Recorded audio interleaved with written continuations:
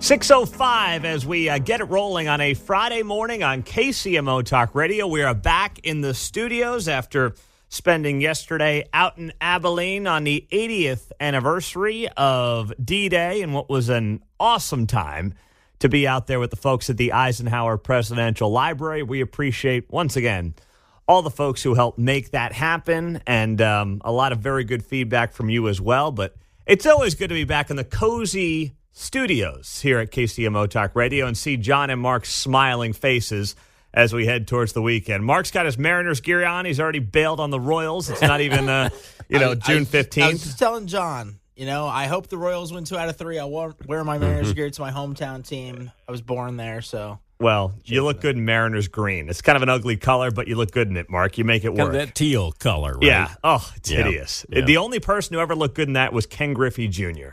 That's about it. I can't disagree with that. Oh, there you gosh. Go. Well, we are back. We are rolling here on a Friday morning. And, yesterday was all about, of course, the 80th anniversary of D-Day. And Joe Biden had himself multiple issues over there in France.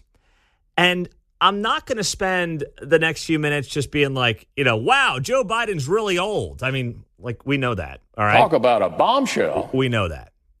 But there were multiple occasions yesterday where Joe Biden turns around in the wrong direction, appears beyond confused. There's the time when he is in now a viral video appearing to try to sit down, but he can't find the chair. So he looks like, a toddler that's trying to poop himself. It was weird. Well, I saw that was an AI, apparently, allegedly. I will go and see if I can find that back. That was supposed to be an AI thing. I don't think so. No? No, Okay, that was not AI. My story that's trying to say it is. Nope. That is not AI. I just saw it on Fox News here 2 minutes ago. Okay. So there's the one where he's trying to, sit down and find the chair. So there's a lot of different, videos from yesterday that you may have seen that just do not look good for the president of the United States. There's one point when he's falling asleep as well during one of the ceremonies yesterday. So I'm watching these, and I'm not going to sit here and just say, beat him up for 10 minutes. I'm not. And the reason I'm not going to do that, and this may surprise you as we get a Friday rolling, is because none of it's new. None of it is like, wow, I can't believe that happened.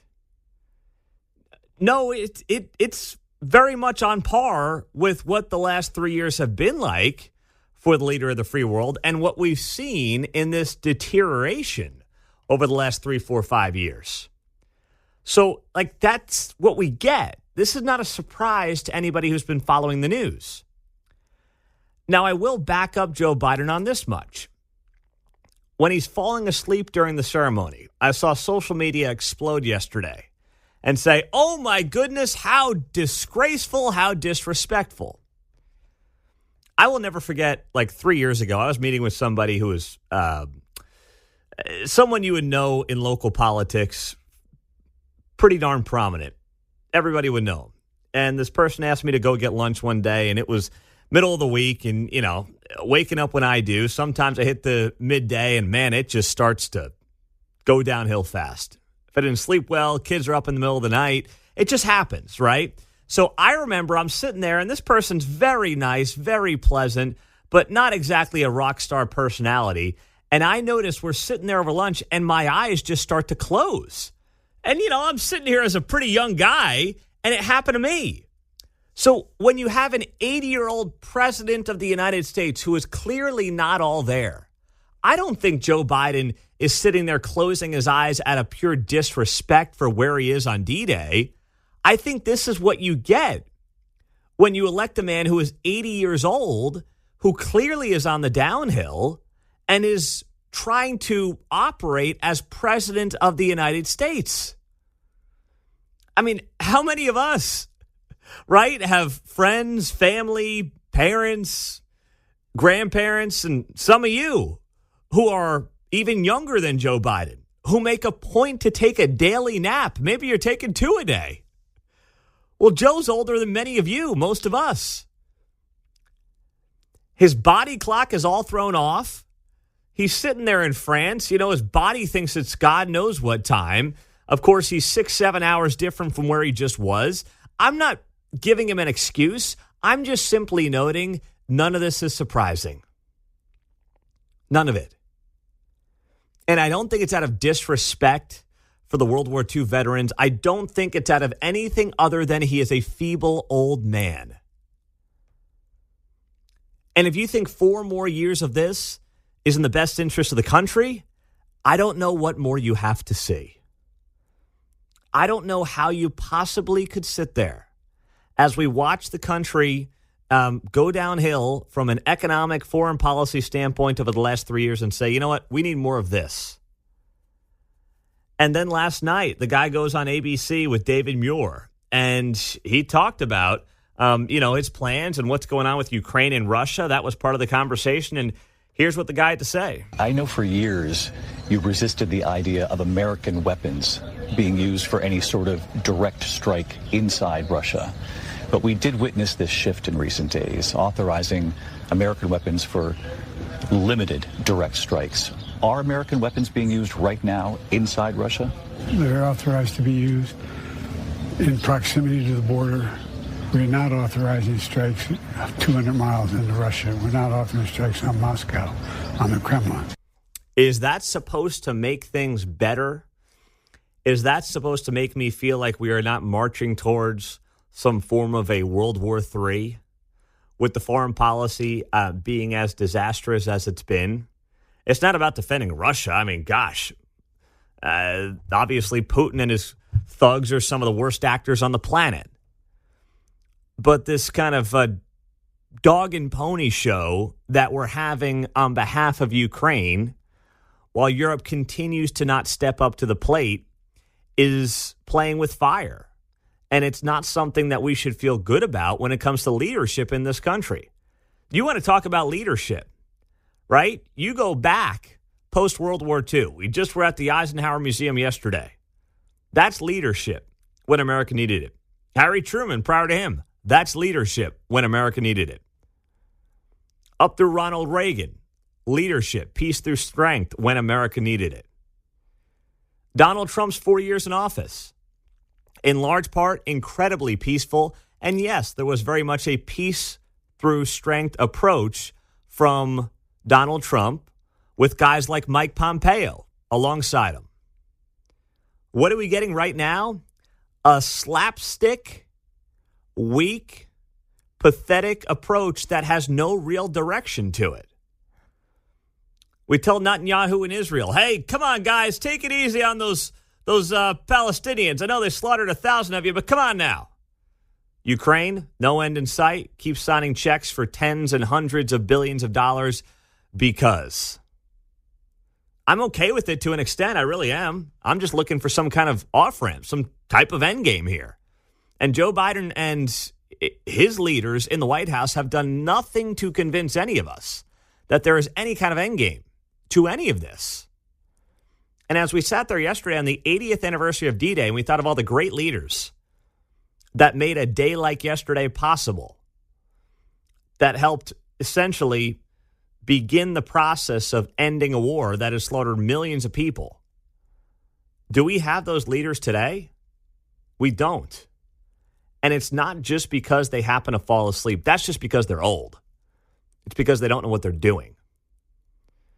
6:14 on a Friday morning on KCMO Talk Radio. Don't forget, 1 hour from now is your last chance on this show to win those 3-day passes to Country Stampede coming up later this month at Azura Amphitheater. Meantime, Governor Mike Parson of Missouri will be here at 7:30. It will be his first interview since the news this week that Kansas is holding a special session to try to get the Chiefs over to the other side of the state line. So that is an hour and 20 minutes away on KCMO. Now, speaking of things that happen overseas, some of you need to get outside once in a while.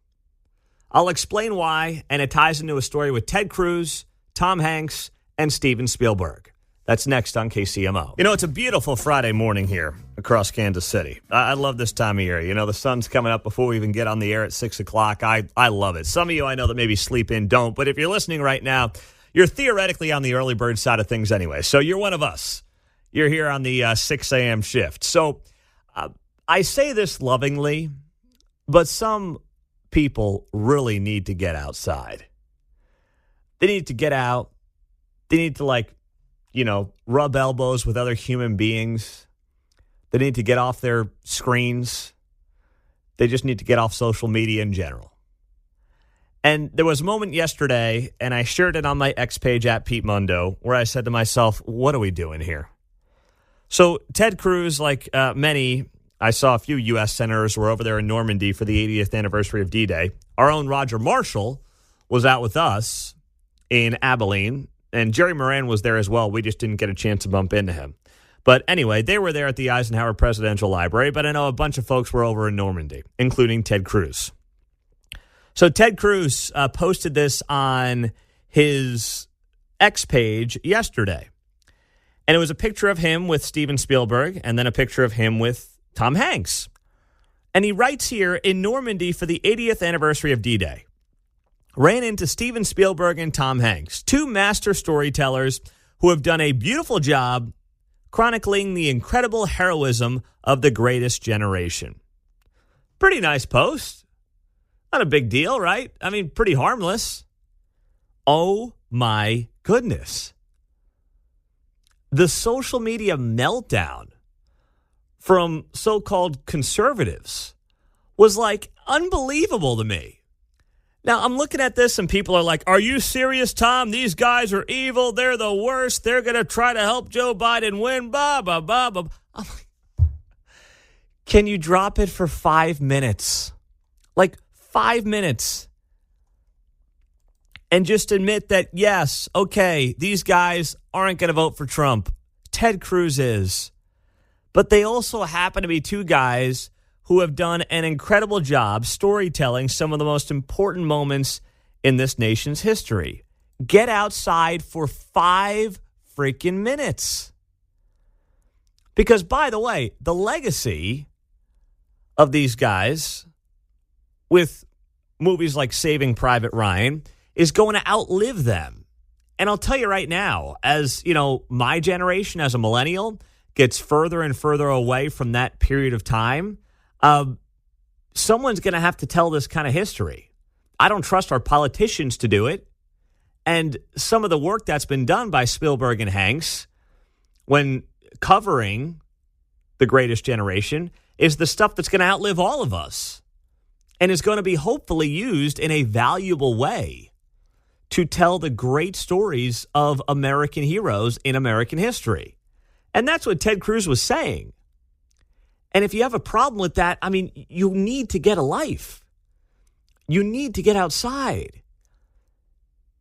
You need to meet people where they're at and go out into the world for a little bit and realize it's okay. And by the way, I give Tom Hanks and Steven Spielberg a little bit of credit because how easy would it have been for them to be like, I ain't taking a picture with Ted Cruz. This thing's going on social media.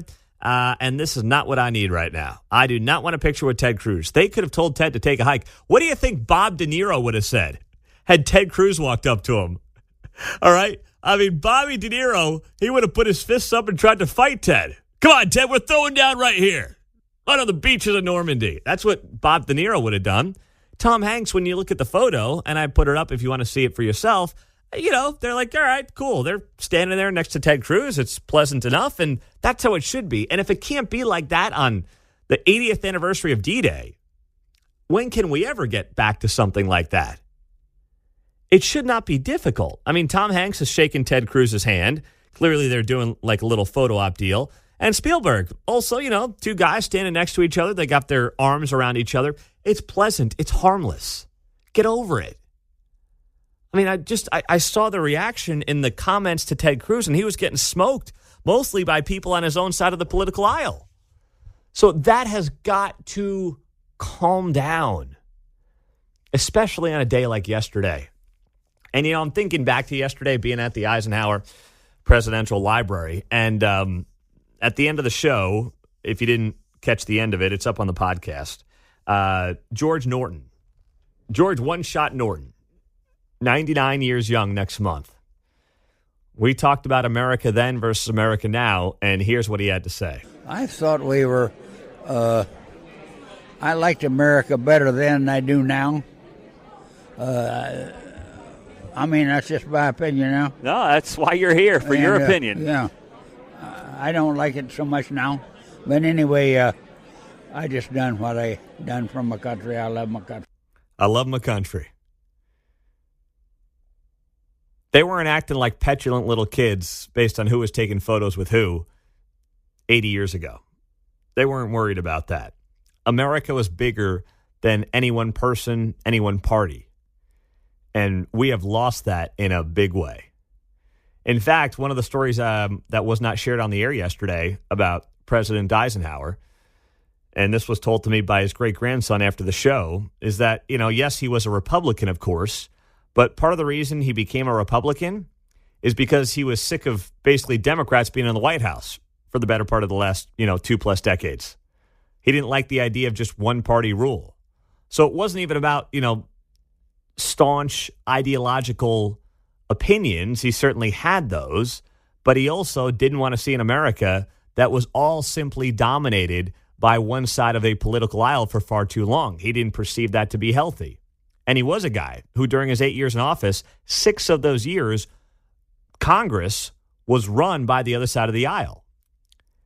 And they got a lot done because everybody at least loved America. They viewed the world differently and the country differently, but they all loved America. And they all saw the bigger picture in what America can be and should be. And that, in large part, has been lost. 913-408-7957. Before we hit the news, Mike's in Kansas City. Mike, I got 30 seconds, buddy. They are yours. What's happening?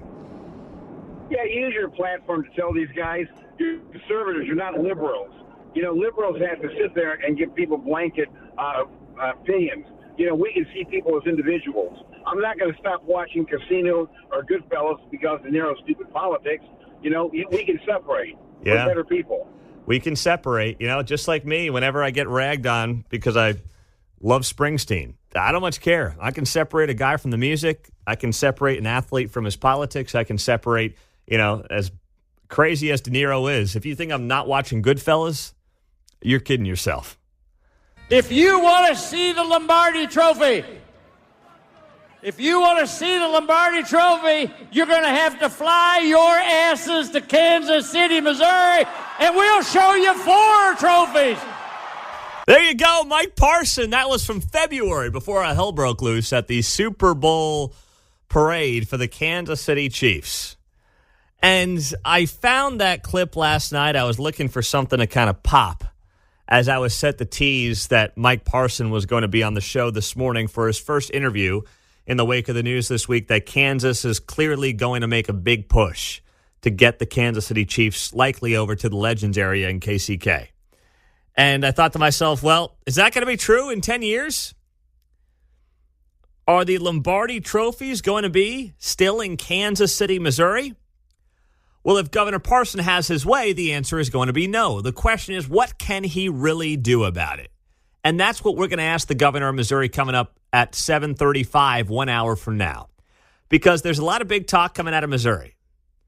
But Governor Parson has not, according to a single statement that's been put out, and that's all he's done right now, agreed to call a special session to try to figure out what the state can do or what the state should do to try to keep the Chiefs in Kansas City, Missouri, and in Jackson County. And that's because, frankly, it's not going to go anywhere. He could call a special session. But if you think that in an election year with a lame duck governor, they're going to call a special session and agree to give some state monies to the Kansas City Chiefs, you're nuts. That's never going to happen. There's no way that's going to happen. Republicans won't be on board with it. Certain Republicans won't be on board with it because they're either running for office or they just don't agree with the idea of, giving checks to billionaire sports owners. And there's going to be a lot of folks, too, just around the state who are not in the Kansas City area who are going to be like, no, that's really not a good use of our money. And probably Democrats and Republicans feel that way in the state of Missouri. So there's no point in having a special session. That would just end up looking fairly embarrassing, I believe, for leadership in the state. So there's no point in doing that because it would make them look wildly ineffective. So then the question is, what can Missouri do? And the answer is nothing right now. all that can happen is the Chiefs realize that they've got a damn good thing going where they have it at the Truman Sports Complex. They have a stadium that is as desirable a stadium, not just for the fans here in Kansas City, but for fans out of market. Like Arrowhead has become a place to go check off the bucket list and see a game. I'm telling you, if you've been to a game here in the last few years, it's amazing how many fans you see from other teams. And that's not a knock on Chiefs fans. I mean, it's a knock on the secondary market because everyone just sells on StubHub right now, so they get out-of-market fans coming to games. But a big part of it, too, is people want to, see a Super Bowl champion, see Mahomes, and experience Arrowhead.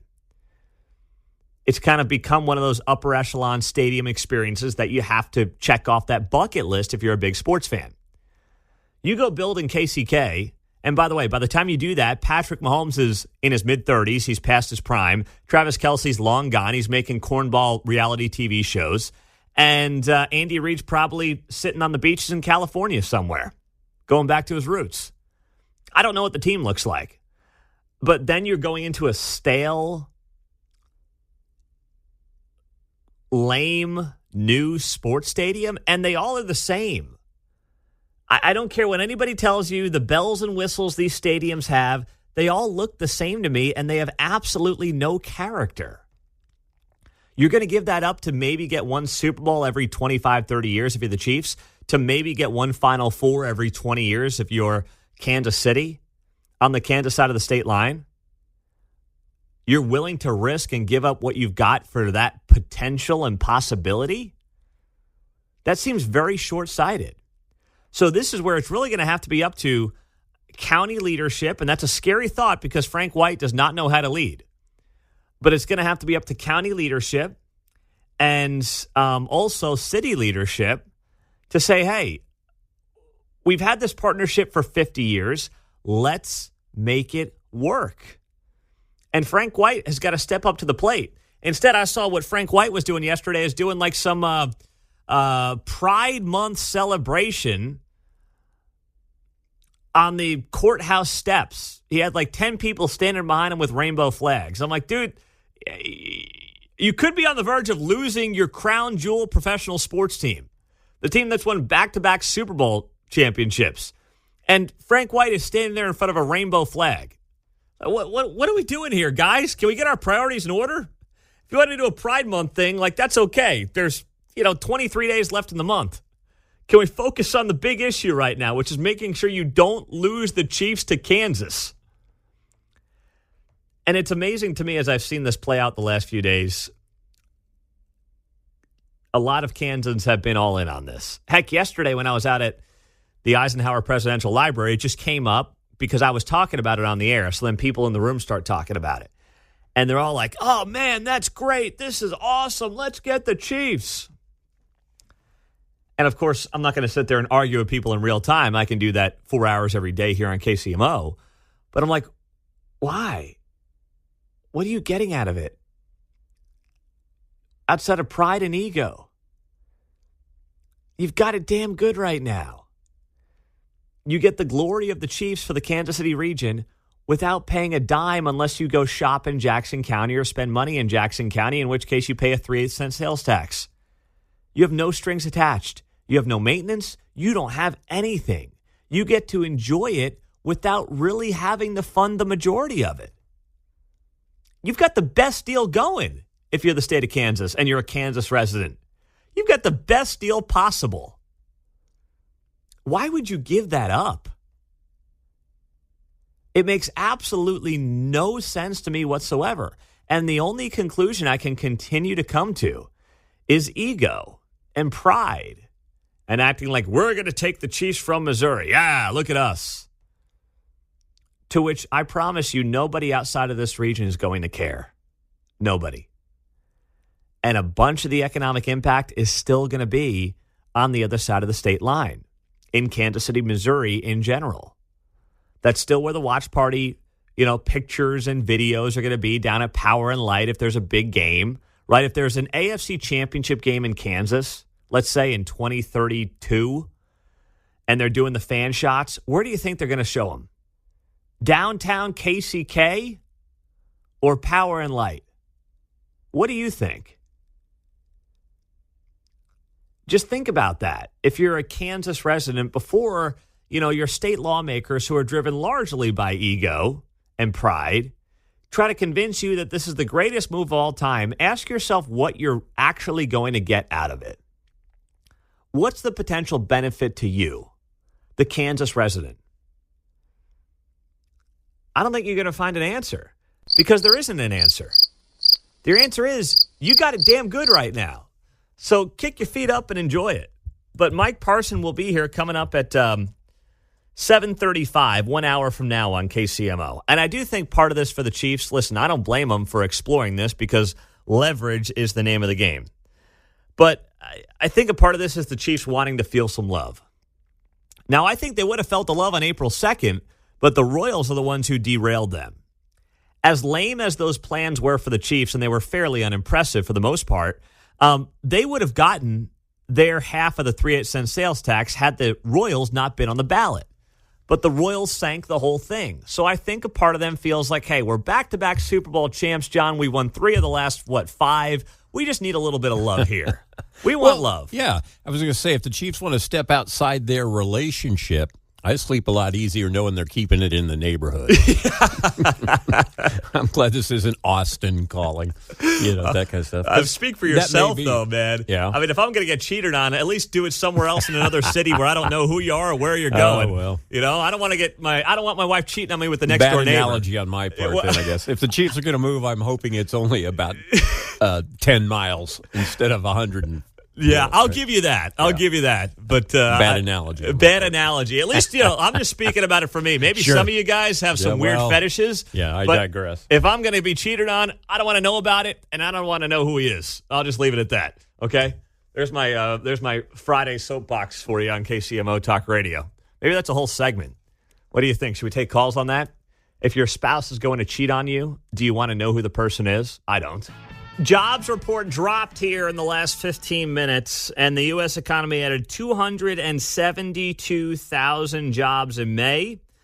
Expectations were for 190,000 jobs.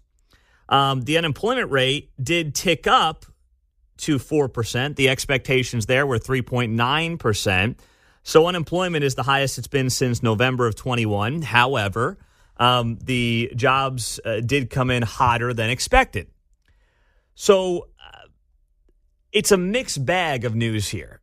The stock market has turned downward ahead of the open coming up here in 40 minutes. And that's in part because, once again, a hot jobs market means in part the Fed is not touching these interest rates anytime soon. That's what it means. And the markets don't necessarily like that. But then, as always, the devil is in the details. Where are these jobs coming from? Here we go. All you're going to see is the headline news today of jobs numbers blow out expectations. That's good. I mean, I want people to work. We all want people to work. But where are the jobs coming from? Well, the jobs coming, the biggest gainer when it comes to jobs for the past month, healthcare. Healthcare adding 68,000 jobs in May, in line with the average monthly gain of 64,000 over the last 12 months. So that's about on par. Right after that, and this has been top 2 or 3 in terms of added jobs over the last year or so, the government. The government right behind healthcare in terms of where the most job growth is, at 43,000 added jobs in government. That is more or less in line with the average monthly growth over the last 12 months of 52,000. So on average, we've added over 500,000 government jobs in the last 12 months across the country. Now, those are government jobs at the local, county, state, and federal level. That's not just like federal government. That's just government jobs at large. Over 500,000 over the last year and another 43,000 last month. That is second in the entire economy to only healthcare in added jobs coming from the government. Number 3, leisure and hospitality trended up in May, 42,000.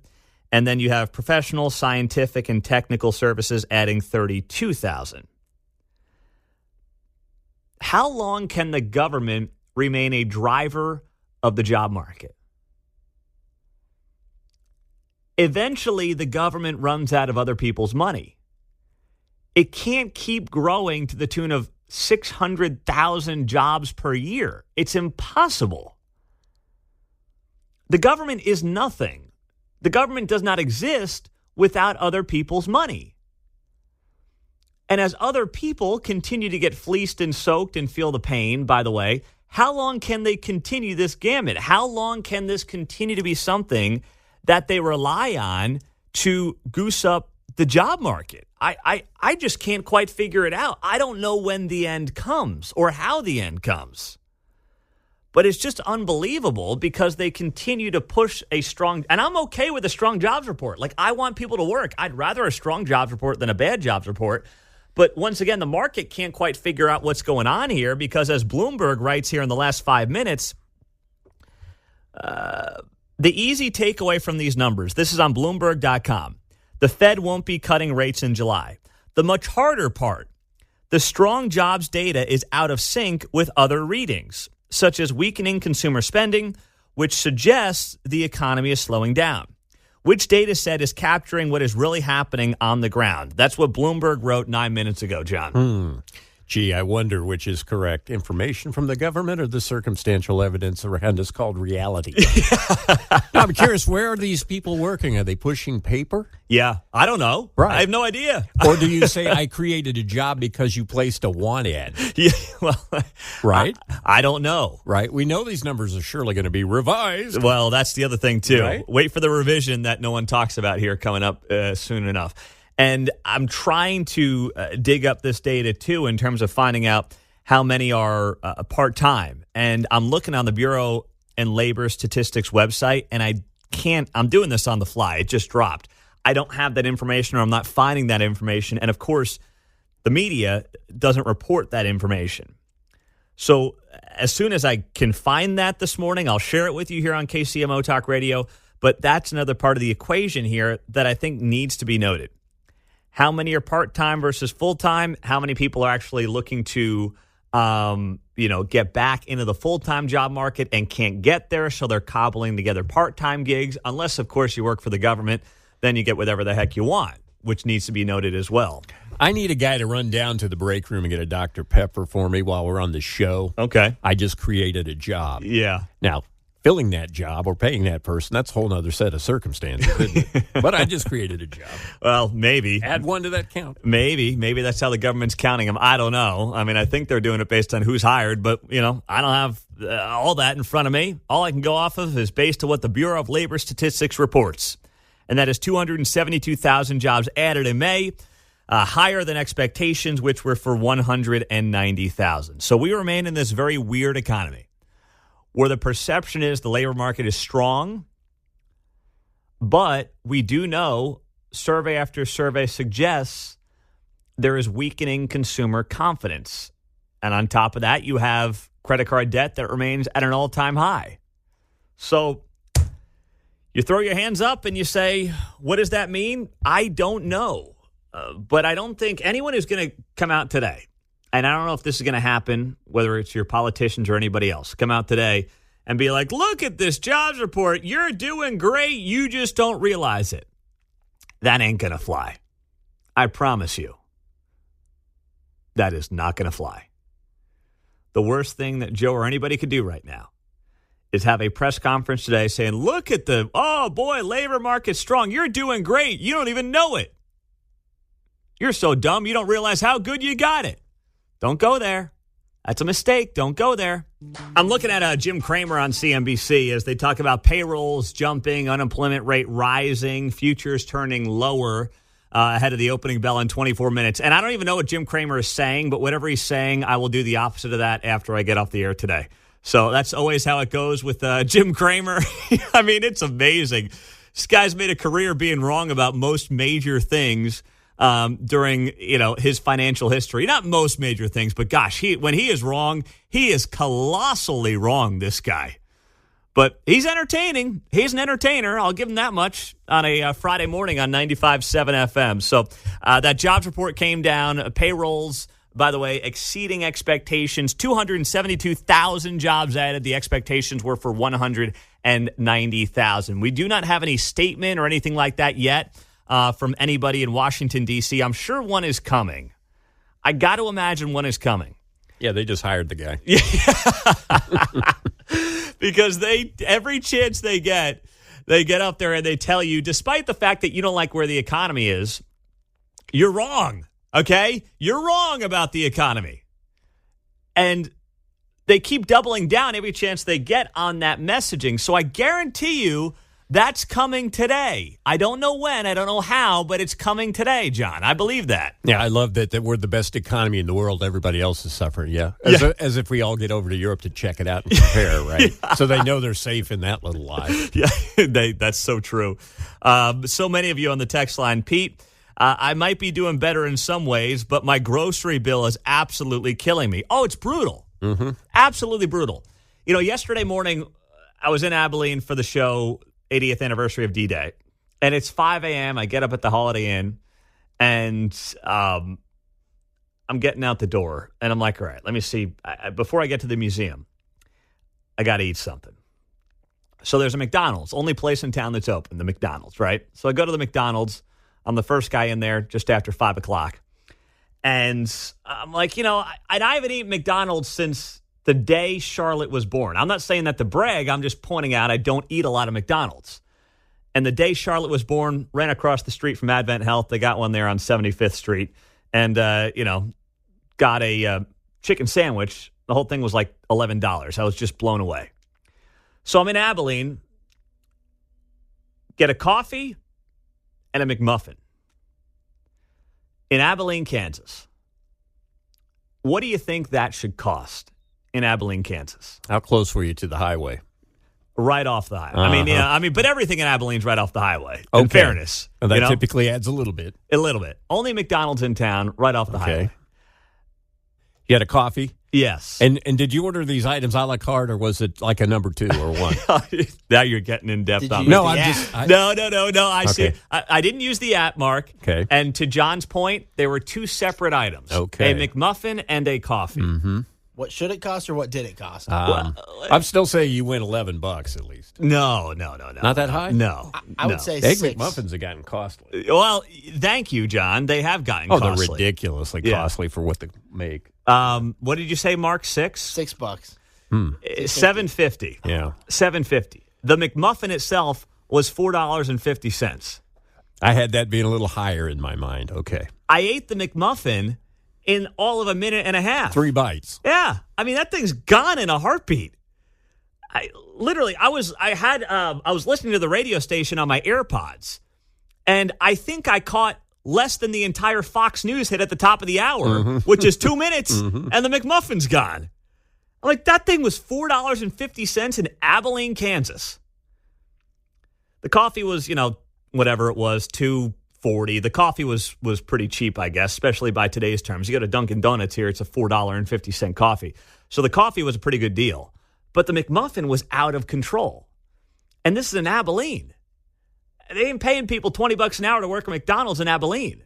So I'm like, this is not sustainable. This is not going to work. You cannot tell me that in Abilene, Kansas, a coffee and a McMuffin at a McDonald's is $7.50, and that's going to be okay for the foreseeable future. That's an English muffin, Pete. Takes a little bit of money to get them over here. You got to get them to the coast and then truck them in. On the text line, Pete, next time you got to eat the McMuffin wrapper, too. That'll get you full. I might have to, man. I got a compost pile at home. Can I have the cracked eggshell, please? Yeah. I need to see every ounce of that egg white going into that McMuffin, because if not, I feel like I'm getting absolutely screwed. There's no doubt about it. Oh, man. Pete, I paid $10.94 for a 2A, a quarter pounder with cheese, fries, and a Coke. That's out of control. McDonald's has lost its mind. And apparently they're claiming now that they are going to start reducing the cost of food. That was a big announcement a couple of weeks ago. But it's not happening yet. I mean, It's not happening yet. Pete, when I go to McDonald's now, I have to lick the box to get my money's worth. I mean, that is disgusting on so many levels. I saved the straw and use it for another 2 weeks. Jim's in Blue Springs on KCMO. What's up, Jim? Hey, you need to school him about going to McDonald's, because if he would have got the meal, it would cost him $7.77, and then he would have had a hash brown to eat. And while you eat that, you let that sandwich cool off to where the cheese doesn't burn your lips. Sounds like an expert McDonald's consumer there, Yep. Jim. Thanks for the advice, buddy. All right. Here's the problem, though. I didn't want to get hash browns because I'm like, then I'm going to need a nap in the middle of the show. I got to eat enough. When you do what I'm not saying that, we're not digging ditches here, but I do not want to put myself in a spot where I eat too much for breakfast, because then I'm not wired properly, and I'm like, I need a nap by about 7:30 or 8. Or a bathroom. Or that. That's true. Mark speaks from experience there, it sounds like. So Hash browns can set heavy unless you're doing farm work and you burn it out before noon. And I'm not moving a lot during these 4 hours. I can understand that. I don't, unless I'm doing, naked last before the show, but I'm not, that's once in a blue moon. So I'm not moving a lot during the show. So I can't go full-blown hash browns. And there's not a lot of homeless people sitting outside of the McDonald's in Abilene where I could give it to them. But, but here's what really got me going. After the bill comes out to whatever it was, $7.32, you get the old, you want to round up 68 cents? No, I don't. You just screwed me for a coffee and a McMuffin that I ate in less than 2 minutes. No, I'm not rounding up for the Ronald McDonald Kids Fund or whatever. No. I got my own kids I got to fund. Can't fund yours. You kidding me? Exactly. I got 3 I got to worry about. Holy smokes. Yeah, no, but I'll round down if you like. Yeah, can I round down, please? Oh, boy. 913-4087-957. Pete, how are the employees? They were pleasant. I ordered on the screen, but they were nice Abilene ladies for 5 a.m. on a Thursday morning. Think they were getting ready for a big day there with all the action. The Holiday Inn was filled up, by the way. Roger Marshall, before I interviewed him, he's like, hey, where'd you stay? I said, at the Holiday Inn. He goes, I was in Junction City. There were no rooms there at the Holiday Inn. And I was told that, by the way, when I got there, when I checked in that night. So Leonard's in Shawnee. What's up, Leonard? You're on KCMO. How you doing, buddy? Hey, doing good. If you would have bought all those items separate, the egg McMuffin or the muffin, the cheese, and the egg, it would only cost you $6.90. Oh, is that right? Put it together. Is that right? Yep. You can order all those a la carte and then put it together. 3D chess in John's word. There we go. All right, buddy. I'll talk to you later. Oh, thank you very much there, Leonard. Spoken like a fast food aficionado, which I admit I am not one. Mark's got the app. Everyone's got the John's telling me how to order properly. Everyone's got the advice.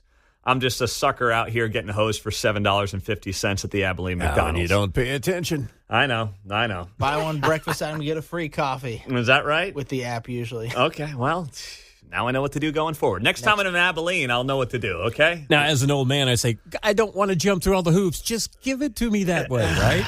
Give it to me for a reasonable price. That's all I'm asking, please. No hoops.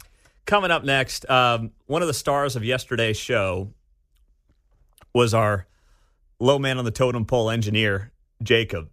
Guy drove out in the middle of the night to Abilene because we only had one microphone. When I got out to the Holiday Inn, I opened up the equipment, and there was one microphone. One. So the poor guy got just reamed out by the lead engineer, Dennis, and I just want to make sure he's doing okay.